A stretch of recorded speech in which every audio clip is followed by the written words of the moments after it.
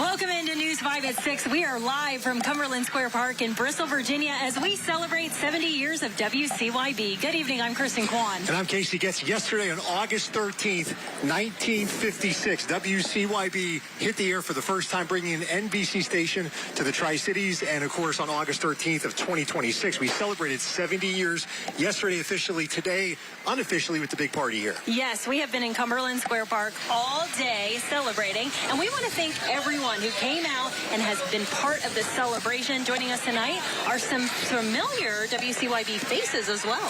One of those joining us right now is PJ Johnson, who did a little bit of everything at WCYB, sports, news. First off, happy belated birthday. Your birthday was a couple days ago. Yeah. It's been 4 years since you've retired. People always ask me, what's PJ up to? So why don't you tell them? All right, yeah. Well, you know, 5.5 years ago, I was diagnosed with type 2 diabetes. And so I had to make a decision, you know, kind of keep working myself to death or should I retire? And, you know, the corporate suits just love that. So anyway, I made the decision to retire. And it's the best thing I've ever done, really. So I've been retired for 4 years and play a lot of golf, as you know, at our club at Clear Creek, where we've got the best golf pro, Casey. Yeah. Casey Barnes does a great job, and Frank and Noah and Steven and all the guys up there are so nice to help us. So it's been a good time. Recently, as it's spent a lot of time in North Carolina, my house in North Carolina got hit by Hurricane Helene, so still working on that even after 2 years. And my cousin Mitch Banner and I were mowing. He's watching it back in Linville. We were mowing all week, and then I came back for this. So that's what I've been up to. Well, we are so glad to have you. Can you talk about some of your favorite memories at WCYB besides working with me? That little cheerleader from Milligan? Yeah. Okay.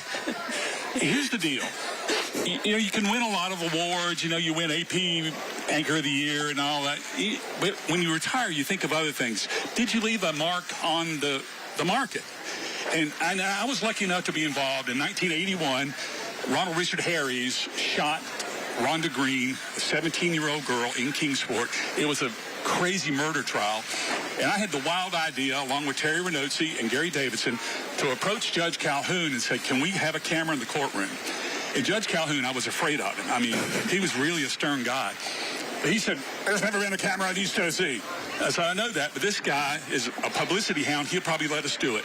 And so we did that, and it was the first camera in East Tennessee in the courtroom. And now there's, you know, cameras in the courtroom is a common thing, but people don't realize when that started. So that's how long ago it was. And then you think back to... I was shooting the go-kart feature. I get a call from my boss. He goes, hey, can you swing by the airport? I think there's a plane crash. So I go by the airport. There is a plane crash. I had an intern with me. I said, just keep driving. I'll hang out the window and talk to the cops. So I was like, PJ Johnson, TV News. And we just zoomed right through the roadblock. We get there, and I am shooting. The cop comes screaming up, and he goes, hey, you got to get out of here, PJ. I'm like, I'm almost done. He goes, you don't understand. That plane is radioactive. It could explode. I was like, oh, my gosh. So we get out. The next morning, I get a call from NBC News. They flew down, and I met them at the airport. They taped my tape. This is ancient technology, I know. And they flew it to New York, and it was on NBC Nightly News with Jessica Savage, which was the first videotape from this market on network news. So... you know, just because of where I worked, you know, those are kind of the crazy things you do. And then one other thing we're really proud of, me, Dave Dirks, and Merrill Moore did a newscast in 1 February, and this is the T-shirt they printed for it. Terry Renozzi still had this T-shirt, and we had a 54 share. That will never, ever be equaled. It was the highest-rated newscast in the nation. In fact, the thing that people don't remember, it was a 54 share, which you can't get that these days. There's too many options. But back when you just had 6 and 11, you know, we had a 54 share. We were the #1 show in the Tri-Cities, not just news, #1 show. We were higher than Seinfeld and Cheers and all those ER and all those famous shows way back then. And this was, you know, early 90s. So those are just some of the memories. Of course, you know, when I was sports director, we were the first to do 20 football games. I won't mention who has the record. It might be the bad guys across the street. But we were the first to put on 20 football games on Friday night. And so, you know, it's been a wild ride. But special thanks to my adorable doctor, Allison Whitman, who has got me on the right track. I'm looking pretty good, feeling pretty good. And golf swing needs some work, as Casey knows. Well, you still got plenty of time. Yes, he does. He's trying to shoot his age here pretty soon. One more thing, though.